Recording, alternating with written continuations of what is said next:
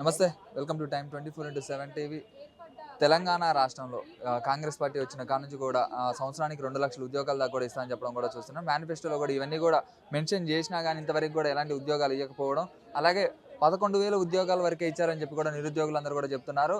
గత ప్రభుత్వం వేసిన ఉద్యోగాలు కూడా మా ప్రభుత్వంలోనే వేశారని చెప్పి కూడా ప్రతి ఒక్క రాజకీయ నాయకులు కూడా చెప్పుకుంటున్నారనే దానిపై కూడా నిరుద్యోగులందరూ కూడా ఇక్కడ ధర్నాన్ని అయితే చేస్తున్నారు. ఉద్యోగ నోటిఫికేషన్ ఇవ్వకుండా లోకల్ బాడీ ఎలక్షన్లోకి వెళ్ళొద్దు, ఖచ్చితంగా నోటిఫికేషన్ అనేది అయితే రిలీజ్ చేయాలని చెప్పి కూడా విద్యార్థులు నిరుద్యోగులందరూ కూడా ఇక్కడ ధర్నాలు అయితే చేస్తూనే ఉన్నారు. దాని గురించి మనం మాట్లాడదాం. మన దగ్గర ఇప్పుడు కృష్ణ ఉన్నారు. నమస్తే అన్న. నమస్తే బ్రో. అసలు ప్రెస్ క్లబ్లలో కావచ్చు, ధర్నాలలో కావచ్చు, ప్రతి ఒక్క దాంట్లో కూడా నిరుద్యోగులందరూ కూడా అవపడుతున్నారు. ఎలాంటి ఉద్యోగ నోటిఫికేషన్ ఇవ్వట్లేదు, ఇస్తారేమో అని ఎదురు చూపులే తప్ప ఇవ్వట్లేదు అని చెప్పి కూడా నిరుద్యోగులందరూ కూడా చెప్తున్నారు. దాని గురించి మీరు ఏం చెప్తారు? నేను ఒకటే కోరుతా ఉన్నాను ఈ ప్రభుత్వానికి, మీరు ఏంటంటే ఇప్పుడు మాదనే కాదు, ఇప్పుడు తెలంగాణ రాష్ట్రంలో ఎక్కడికి వెళ్ళినా నిరుద్యోగులే ఉన్నారు. ఇప్పుడు ఉన్న నోటిఫికేషన్లు అయినా మీరు భర్తీ చేసి ఈ ఉన్నటువంటి నిరుద్యోగులను కాపాడుకోండి. అంతేగాని మీరు లేనిపోని నోటిఫికేషన్లు ఇచ్చినామని చెప్పేసి లక్షల నోటిఫికేషన్ ఇచ్చాం, 60,000, 70,000, 80,000 ఇదంతా చెప్పడం మంచి పద్ధతి కాదండి. ఖచ్చితంగానే వేశారనుకోవచ్చు. ఖచ్చితంగా వేశారంటే ఒక 10,000 నోటిఫికేషన్లు ఇచ్చారు. అది కూడా వీళ్ళు ఇచ్చింది కాదు సార్. అప్పుడు పలానా గవర్నమెంట్ ఉన్నప్పుడు వాళ్ళు చేసిన గెజిట్లోనే వీళ్ళు తీసుకొచ్చారు. కానీ మీరు సొంతంగా ఒక నోటిఫికేషన్ కూడా వెతికి తీసుకురాలేదు. ఒకటి కోరుతా ఉన్నాను ఏంటంటే, మీకు ఏమైనా ఉంటే అడగండి. ప్రభుత్వం నుంచి, ప్రజల నుంచి ఏమైనా కావాలంటే అడగండి. పలానా దాని నుంచి మాకు రావట్లేదు, పలానా దాని నుంచి మాకు రావట్లేదు అని చెప్పేసి మీరు అడగండి. అడిగిన తర్వాత మీకు ఏం కావాలో అది తెలుసుకున్న తర్వాత మాకేం కావాలో మాకు ఇచ్చేయండి. అంతేగాని మీరు లేని పోనేది ఉన్నది ఉన్నట్టుగా చెప్పేసి ఇలా మా నిరుద్యోగుల్ని అలా ఇప్పుడు తండాలలో, ఊర్లలో, గ్రామాలలో ఉన్న పేదల్ని నాశనం చేయడం మంచి పద్ధతి కాదండి. అంటే ఉద్యోగ నోటిఫికేషన్ ఇప్పుడు వచ్చినాక ఇస్తా అని చెప్పి కూడా అన్నారు. ఇప్పటికి 2 సంవత్సరాలు దాటింది. అంటే ఏజ్ అనేది పెరుగుతుంది. నిరుద్యోగులందరూ కూడా ఏజ్ అనేది పెరుగుతుంది. ఒక ఏజ్ లిమిట్ అనేది ఉంటుంది కూడా. ఒక జాబ్కి ఈ ఏజ్ వాళ్ళే ఉండాలి. ఈ ఏజ్ కంటే ఎక్కువ ఉన్న వాళ్ళు కూడా తర్వాత వాళ్ళు ఎలిజిబుల్ కారని చెప్తున్నారు. ఏజ్ అనేది పెరిగిపోతుంది కదా. ఎట్లా మరి ఉద్యోగాలు అనేవి ఇస్తారా ఇవ్వరా అనే దానిపై ఏం చెప్తారు మీరు? అయితే నేను చెప్పేది ఒకటే సార్, ఏంటంటే వయసు పెరుగుతుంది కానీ తగ్గదు. మీ వయసు అయినా పెరుగుతుంది, మీ అధికారమైనా పెరుగుతూనే ఉంటుంది కానీ తగ్గదు. నేను ఒకటే చెప్తా ఉన్నాను, ఇప్పుడు వయసు అయిపోతుంది. ఇప్పుడు చదువుతున్న నిరుద్యోగులందరికీ వయసు అయిపోతుంది. నేను చెప్పేది ఏంటంటే, ఒక 5-6 నెలల లోపలే ఇప్పుడు ఏదైతే పంచాయతీ ఎలక్షన్స్ ఉన్నాయో దానికన్నా ముందే మీరు ఏదో నోటిఫికేషన్ ఇచ్చిన తర్వాత దానికి ఆ ఎలక్షన్స్కి వెళ్తే బాగుంటుంది. అంతేగాని ఇవ్వకుండానే మేము ఎలక్షన్స్కి వెళ్తామని చెప్పేసి చెప్తే మీ గవర్నమెంట్ అటర్ ఫ్లాప్ గవర్నమెంట్ అవుతుందని చెప్పేసి తెలియజేస్తున్నాము. దానివల్ల వాళ్ళకి లాభం ఏంది? నష్టమే ఉంటుందా? మీకు నష్టం ఉంటుంది కానీ వాళ్ళకి లాభం ఏముంటుంది? వాళ్ళకే నష్టం. మీకు నష్టం ఏంటంటే, ఇప్పుడు మీరు ప్రజాపాలన అని చెప్పారు, ప్రజలకి ఎలా చూస్తున్నారు? మీరు మొత్తం అటర్ ఫ్లాప్ చేస్తున్నారు, గవర్నమెంట్నే మొత్తం నాశనం చేస్తున్నారు సార్. మీరు పలానా తెలియదిన పలానా ఉంటుందని చెప్పేసి ఏదో ఒకటి చెప్పండి, కానీ లేనిపోనిది చెప్పేసి అందరినీ ఇలా డూల్ చేయడం మంచి పద్ధతి కాదు. అది ఏం చేద్దాం అనుకుంటున్నారు నిరుద్యోగులు? ఏం చేస్తామంటే సార్, మీరు ఉద్యోగాల నోటిఫికేషన్ ఇవ్వకుంటే మాత్రం పరిణామాలు చాలా ఘోరంగా ఉంటుంది. మీ ఫామ్ హౌస్ కాదు, మీరు ఎక్కడ దాక్కున్నా కూడా మీ దగ్గరకు వచ్చే ఈసారి సమాధానం చెప్తాం. మిమ్మల్ని లాక్కొచ్చి మీతో సమాధానం చెప్పిస్తాం. లేకుంటే మీరు ఏ అయితే ఇంటెలిజెన్స్లో ఉన్నారో ఆ ఇంటెలిజెన్స్తోనే మేము సమాధానం చెప్పే ప్రయత్నం కూడా చేపిస్తాం. ఈ పాలనలో ఇలాంటి అవకతవకలని ఎప్పుడైనా చూడలేదు. ఈ అవకతవకలని మీరు ఏదో ఒకటి విధంగా సరిచేయాలని చెప్పేసి మేము కోరుతా ఉన్నాం. అంటే ఇప్పుడు మీరు ఇవన్నీ కూడా నినాదాలు చేస్తున్నారు, మేము తీసుకొస్తాం, మేము ఎట్లాగైనా ముట్టడిస్తామని చెప్తాం. వాళ్ళ చేతిలో పోలీసులు ఉన్నారు. పోలీసులు అందరూ కూడా మీరు వచ్చేదానికంటే ఒక రోజు ముందే వాళ్ళందరూ కూడా మిమ్మల్ని హౌస్ అరెస్ట్ చేస్తారు, లేకపోతే అక్కడికి వచ్చి ఆపుతారు, లాఠీలతో కొడుతున్నారు కూడా మీ అందరినీ కూడా. మరి ఎట్లా దీన్ని ఇక్కడ నుంచి మీరు అక్కడ దాకా వెళ్తారు? ఎప్పుడు మీ డిమాండ్స్ అన్ని నెరవేర్చుకుంటారు? నేను చెప్పేది ఒకటే సార్, ఉద్యోగం రాకన్నా ముందు ఏ పోలీసు కూడా నిరుద్యోగే కదా. నువ్వు కూడా కొట్లాడినా మీరు కూడా ఏదో ఒకటి చేసి ఉంటారు కదా సార్. మీ ఫ్యామిలీలో కూడా మా సిచ్యువేషన్ దాటి మీరు వెళ్ళి ఉంటారు ఆ ఉద్యోగానికి, లేకుండా వెళ్ళలేరు కదా. మేము వాళ్ళకి అదే ఉండదు కదా. వాళ్ళు పైన వచ్చిన ప్రోటోకాల్ ఉపయోగించుకొని వాళ్ళందరూ కూడా దాడి చేస్తారు. అవన్నీ మీరు ఎట్లా తట్టుకుంటారు? ఎట్లా మీ కోరికలన్నీ నెరవేర్చుకుంటారు? మా దాడి ఏంటంటే ఆశ మాష కాదు. మా ప్రపోజల్ ఎలా ఉంటుంది అంటే, మీరు ఊహించిన దానికంటే విధంగా ఉంటుంది. సరే, నువ్వు ఎక్కడ పెడతావు? ఏదో ఒక దగ్గర పోలీసు వాళ్ళని పెట్టగలవు, వేరే చోట పెట్టగలవా? నువ్వు ఎక్కడ దొరకవా? తెలంగాణ రాష్ట్రంలో ఎక్కడ దొరకవా? నువ్వు ఢిల్లీలో ఉన్నా కూడా ఢిల్లీ నుంచి తీసుకొచ్చి నేను నిలబెడతాం. ఇది లాస్ట్ అండ్ ఫైనల్ వార్నింగ్. మీరు ఢిల్లీలో కాదు, ఫామ్ హౌస్లో కాదు, ఎక్కడ దొరికినా సరే ఒక దగ్గర పెట్టగలవు, ఇంకో దగ్గర పెట్టగలవా? ఒకసారి పట్టుకోగలవు, ఇంకోసారి పట్టుకోగలవా? ఒక సమావేశం దగ్గర పట్టుకోగలవు, ఇంకో సమావేశం దగ్గర పట్టుకోగలవా? ఎక్కడ ఒక చోట దొరుకుతావు కదా, నీకంటూ ఎక్కడో ఒకడ మైనస్ పాయింట్ ఉంటుంది, అక్కడ మాకు ప్లస్ పాయింట్ అవుతుంది. ఆ ప్లస్ పాయింట్ని ఇంకో ప్లస్ జడించి నిన్ను ఎక్కడైతే మమ్మల్ని అరెస్ట్ చేసావో అక్కడ తీసుకొచ్చి మీతో సమాధానం చెప్పిస్తాం. ఇదే మా నుంచి మా నిరుద్యోగుల నుంచి డిమాండ్ ఏంటంటే, మాకు ఏదో ఒకటి దారి చూపేయండి సార్, తర్వాత మీరు చూసుకోండి. మాకు ఇచ్చిన తర్వాత మా ఉద్యోగాలు మాకు నోటిఫికేషన్ ఇచ్చిన తర్వాత మీకోసం మేమెందుకు ఇలా చేస్తాం సార్? నువ్వు ఏ అధికారంలో ఉన్నా మాకు సంబంధం లేదు.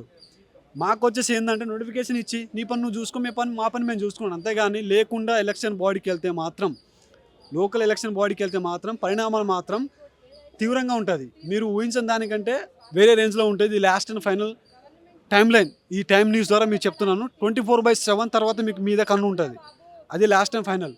అంటే మీ నిరుద్యోగులందరూ వెనక కూడా బీఆర్ఎస్ పార్టీ హస్తం ఉంది. బీఆర్ఎస్ కార్యకర్తలందరూ కూడా దగ్గర నుండి మిమ్మల్ని అందరూ కూడా ప్రోత్సహించి వాళ్ళ మీద ఇట్లా చేయండి, వాళ్ళని ఇట్లా చేయండి, వాళ్ళ ధర్నాలు చేయండి, వాళ్ళ మీద దాడి చేయండి అని చెప్పి కూడా వాళ్ళందరూ చెప్తున్నారని చెప్పి కాంగ్రెస్ నాయకులు అంటున్నారు. మరి మీరు దానికి ఏం చెప్తారు? సార్, ఇప్పుడు వేరే గవర్నమెంట్ వాళ్ళు మాకు సపోర్ట్ చేస్తున్నారు, వాళ్ళ గురించి మేము చేస్తున్నాం చెప్పేసి ఇదంతా అపోహం. ఏంటంటే ఇప్పుడు సరే మీరు అధికారంలో ఉన్నారు, వాళ్ళ గవర్నమెంట్ అధికారం లేదు, వాళ్ళు జాబ్ ఇస్తారా? ఇవ్వలేరు కదా. మేము జస్ట్ అడుగుతున్నాం, మిమ్మల్ని రెచ్చగొట్టడానికి, మిమ్మల్ని కొల్లగొట్టడానికి కాదు మా ఆలోచన. మా మా ఆవేదనని, మా ఆశలని, మా మా యొక్క ఎయిమ్ని మీరు మాకు ఇచ్చేయండి, ఇవ్వకండి. జస్ట్ అది నోటిఫికేషన్ ఇవ్వండి, మేము తెచ్చుకుంటామని చెప్పేసి మేము అడుగుతున్నాం, అంతేగాని వేరే పార్టీ వాళ్ళు చెప్తున్నారని చెప్పేసి మేము చేయడం అనేది ఇది పెద్ద పచ్చి అబద్ధం. అసలు ఏనాడు కూడా నేను ఈ మీడియా ముందు ఫస్ట్ టైం మాట్లాడుతున్నాను. ఎందుకంటే ఇంకో 1 year ఉంటే నా వయసు అయిపోతుంది, తర్వాత నాకు నోటిఫికేషన్ ఇచ్చినా రాదు. అసలు నా అప్లికేషన్కి నేను ఎలిజిబుల్ కానప్పుడు నేను ఇప్పుడు పోరాడకుండా తర్వాత పోరాడ ఏమొస్తా, నాకు ఏం రాదు కదా. ఏంటంటే వేరే పార్టీ వాళ్ళు చేస్తున్నారని చెప్పేసి చెప్పడం అనేది అపోహం. వాళ్ళు ఏమైనా ఉద్యోగాలు ఇస్తారా? వేరే పార్టీ వాళ్ళు ఏమైనా ఉద్యోగాలు ఇస్తారా? ఇవ్వలేరు కదా. అలాంటప్పుడు వాళ్ళ తరఫు నుంచి మేమెందుకు మాట్లాడతామండి? ఇది మంచి పద్ధతి కాదండి. గౌరవనీయులు ముఖ్యమంత్రి రేవంత్ రెడ్డి గారు, మీరు ఒకటే గ్రహించాలి, ఏంటంటే నిరుద్యోగుల పట్ల సహకరించండి. పలానా టైంకి పలానా నోటిఫికేషన్ ఇస్తాను, పలానా టైంకి పలానా నోటిఫికేషన్ వస్తుందని చెప్పేసి మీరు ఏదో ఒకటి వస్తే మేము కాముకుంటాం కదా. మేము ఇలా చేయం కదా. మీరు లేనిపోని అపోహలు చెప్పేసి మమ్మల్ని రెచ్చగొడుతున్న మీరే కాబట్టి మేము వాళ్ళ మీద ఎందుకు మేము డిపెండ్ అయి ఉంటాం సార్? అంతేగాని సరే మీరు 10,000 ఉద్యోగాలు వచ్చారు, అందులో సగం ఉద్యోగాలు మింగేశారు. అది మొత్తం అంటే మింగేయడం అంటే అమ్ముకున్నారు మీరే. నేను కుల్లా చెప్తాను, అవసరం లేదు, మాకు దయాల్సిన అవసరం లేదు, మీరే అమ్ముకున్నారు. ఎలా అంటే ఇప్పుడు అన్నీ ఎప్పుడంటే మీరు ఎలక్షన్స్కి ముందు నోటిఫికేషన్ ఇవ్వకుండా ఎలక్షన్స్కి వెళ్ళిన తర్వాత చెప్తాం మేము. ఇంకా ఘోరంగా ఉంటుంది. ఇప్పుడు ఇలా ప్రెస్ క్లబ్ కాదు, తర్వాత డైరెక్ట్ అసెంబ్లీ స్టాచ్యూస్ అక్కడ ఉంటాయి. అక్కడ ఎలా ఉంటాయంటే స్టీల్ బ్రిడ్జి, అన్ని బ్రిడ్జిలన్నీ క్లోజ్ చేస్తాం. ఎక్కడెక్కడ బ్రిడ్జిలు ఉన్నాయో, హైవేలు, శంషాబాద్ ఎయిర్పోర్టు, ఆ బ్రిడ్జిలన్నీ క్లోజ్ చేస్తాం. ఇప్పుడు జెట్ ప్రొటెక్షన్ ఉన్నారు, వాళ్ళు కూడా రావాలి. వాళ్ళు ఎందుకు రారండి? వాళ్ళు వచ్చేటట్టు మేము చేస్తాము. ఎలా చేయాలో మాకు తెలుసు. ఇది ఆషామాది కాదు సార్, ఇది చాలా భావోద్వేగంతో చేస్తున్నాము. మా ఆశల్ని మీరు బుగ్గిపాలు చేయకండి, మా మనోభావాలను దెబ్బతీస్తున్నారు మీరు ఊకనే. ఇక్కడ ఇన్ని నోటిఫికేషన్ ఇచ్చాను, ఇచ్చిన నోటిఫికేషన్ వద్దని చెప్పేసి ర్యాలీ చేస్తున్నాను చెప్పేసి ఇదంతా చెప్పడం మంచి పద్ధతి కాదు సార్. మీకు చేతనైతే ఇన్ని ఉద్యోగాలు ఉన్నాయని చెప్పేసి చెప్పేయండి, లేకుంటే మాకు చేత కాదు, ఉద్యోగాలు లేవు, మా దగ్గర ఖజానా లేదు అని చెప్పేసి చెప్పేయండి. చెప్పేశారు కదా, ఖజానా లేదని చెప్పిండు కదా. ఏ ఖజానా లేదని చెప్పారు మీరు? డెవలప్మెంట్ చేయడానికి ఖజానా లేదని చెప్పేశారు, అంతేగాని నిరుద్యోగులకు ఇవ్వాల్సిన ఖజానా లేదని చెప్పేసి చెప్పలేదు. మేము ట్యాక్స్ కడుతున్నాం, అది ఎక్కడ పోతున్నాయండి? మీరు లేనిపోయిన దానికి మూసి శుద్ధీకరణ, మిస్ వరల్డ్ ఎవరు కావాలి? అది మా జీవితాలు మారుస్తుందా? మా బతుకులు మారుస్తుంది అది? దేనికోసం పెట్టరు అది? అప్పుడు 430 కోట్లు దానికి వేస్ట్ చేసారు. దానికి ఎందుకు చేసారు? దానికి మీరు రోజు ఢిల్లీకి వెళ్తున్నారు, మీరు ఢిల్లీకి వెళ్ళారు ఒక్కసారికి మా కుటుంబం బాగుపడుతుంది తెలుసా? మీకు హెలికాప్టర్లకి అక్కడ ఉండడానికి ఎక్స్పెన్సెస్కి మా జీవితాల్లో ఒక కుటుంబం 1 సంవత్సరం వరకు తినగలదు. అది మీరు వేస్ట్ చేస్తున్నారు, కానీ మేమెందుకు వేస్ట్ చేస్తున్నాం సార్? ఖజానా ఉంది, ఉన్నదాన్ని మీరు ఎక్కడెక్కడ అమ్మేసుకుంటుంటే ఎలా వస్తుంది సార్ ఖజానా? మరి మీరు ఉన్న ఖజానాని దానికి వాడుకుంటే ఎలా వస్తుంది? ఢిల్లీ ప్రతిసారి ఊంటే ఢిల్లీ ఖజానా ఖాళీ కాదా? ఇప్పుడు నువ్వు ఉన్నదాన్ని మొత్తం కుళ్ళగొడుతున్నావు. నువ్వు ఎవరు కుళ్ళగొడుతున్నారు? ఓకే, ఫైనల్గా ఏం చెప్పదలుచుకున్నావు రేవంత్ రెడ్డి గారికి కావచ్చు, అలాగే ప్రభుత్వానికి? ఈ ప్రభుత్వానికి నేను ఒకటే తెలియజేస్తున్నా ఉన్నాను. నేననే కాదు, మా నిరుద్యోగుల తరపు నుంచి నేను ఒకటే కోరుతా ఉన్నాను. మీరు లోకల్ బాడీ ఎలక్షన్స్గా ముందు ఏదో ఒక నోటిఫికేషన్ జారీ చేయండి, లేకుంటే గెజెట్ చేయండి, లేకుంటే ఏదో ఒక మీటింగ్లో సమావేశం పెట్టండి. కానీ లేనిపోని దాన్ని మళ్ళీ చెప్పి మమ్మల్ని ఇసుకిస్తే మాత్రం పరిణామాలు ఘోరంగా ఉంటుంది. ఫస్ట్ ర్యాలీ చేస్తాం, అక్కడ అడ్డుకుంటారు మాకు తెలుసు. ఇంకో దగ్గర ప్రెస్ మీట్ పెడతాం, అక్కడ అడ్డుకోలేరు మాకు తెలుసు.